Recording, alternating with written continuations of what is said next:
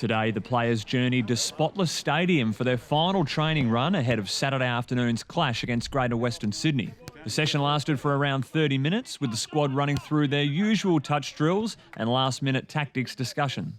After 13 changes in the previous 3 weeks, the Eagles made just the one change to the team that defeated Fremantle in last week's derby, with veteran defender Sam Butler returning from a minor groin strain. The Giants have failed to knock over the Eagles in their 4 attempts since their inception, losing by an average margin of 95 points.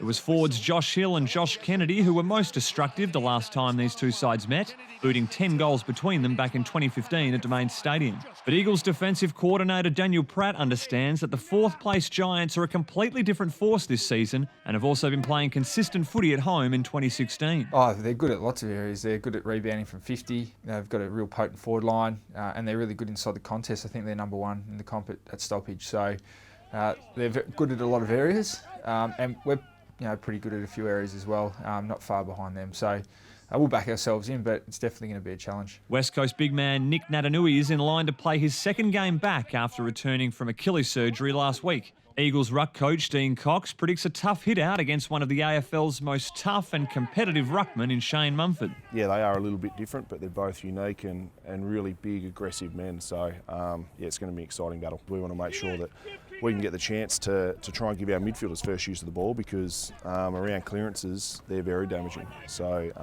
that's an area we need to focus on. With West Coast's next 3 opponents currently sitting in the top 4, key defender Will Schofield sees it as perfect preparation heading into the business end of the season, despite the underdog label. It's a little bit of external stuff, the underdog thing, I think, and it doesn't worry us too much if we're favourites or underdogs. We're playing a couple away, so we'll keep working on our away form. We'll most likely have to play a few more of those as well. So it's just really good we're in a position we'll be able to get challenged, play against the best sides and see where we're at. Playing our best for duration of games, then we can beat any side. And we've shown that this year, but we've also shown it previous year. So for us, it's about doing that. And as I said, destiny's in our own hands. And we've got to beat these sides if we want to be successful in September anyway. So, it's a really good curtain raiser for the last 3 games and looking forward to it.